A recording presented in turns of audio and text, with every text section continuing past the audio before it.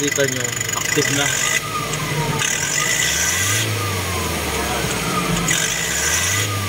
Makasabay na siya.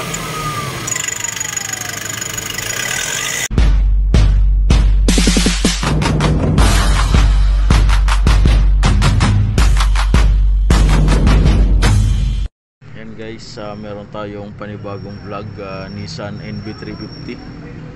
So yung problema niya, naglo-low power. Yan, so start natin.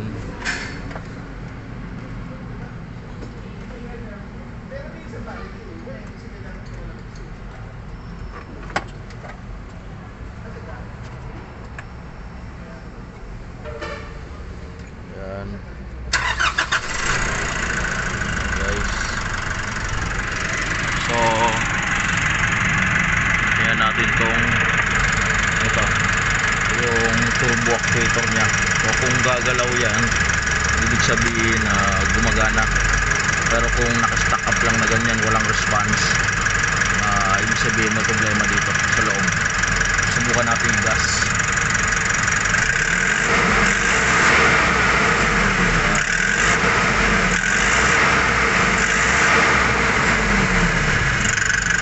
So subukan na natin tanggalin to.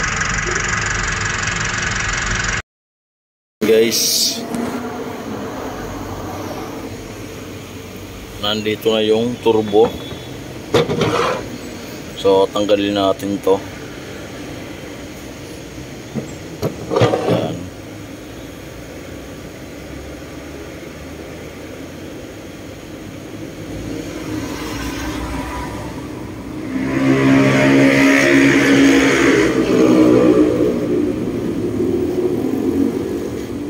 Kung mapapansin nyo, maganit yung impeller nya.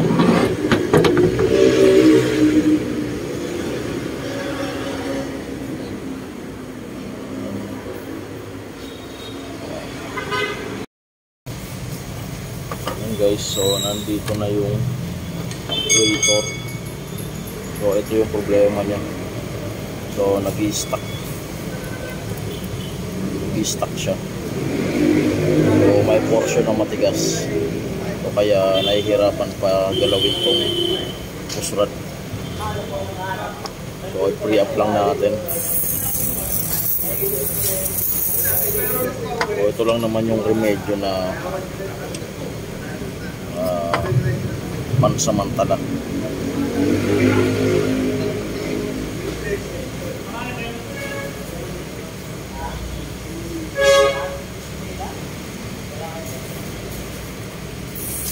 So WD-40 lang ang lubricate natin.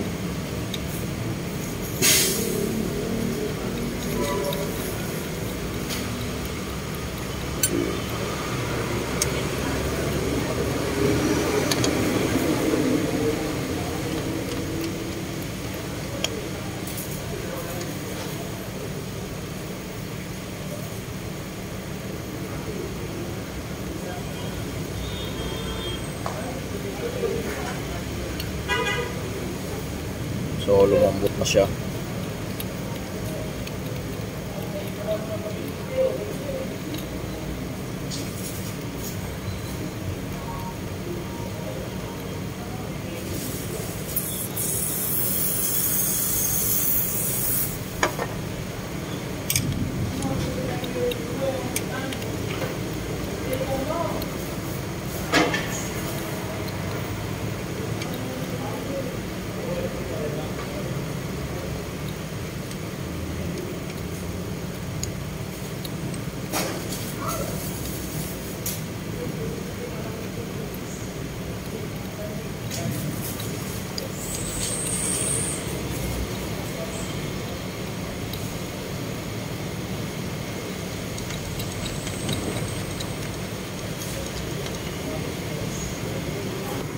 Yan guys, so okay na. So ikakabit na natin.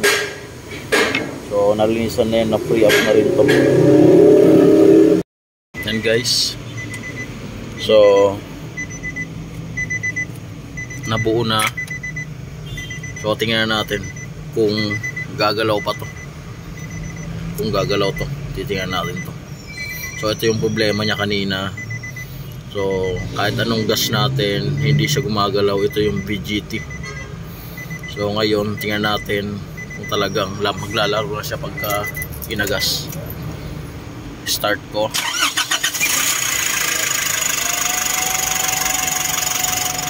Okay guys, so, subukan ko ng laro-laro itong silingador.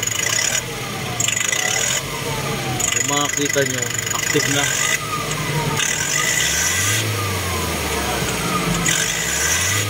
Sumasabay na siya.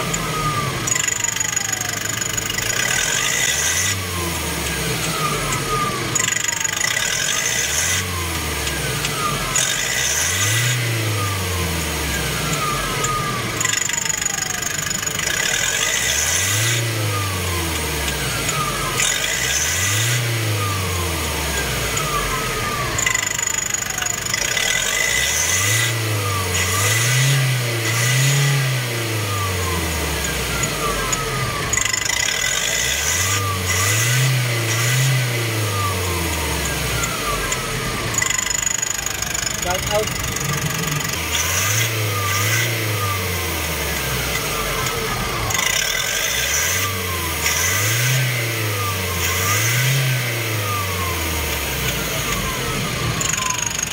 Linis lang ano. Okay, so yun lang naman, hindi nyo kailangan na basta-basta magpalit ng VGT or actuator.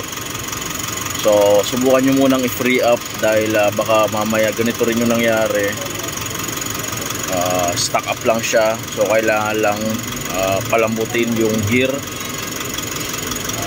So sana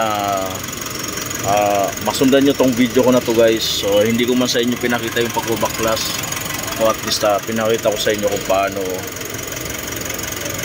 mag trouble. So like and subscribe to my channel, NNB Mechanics Vlog. Thank you.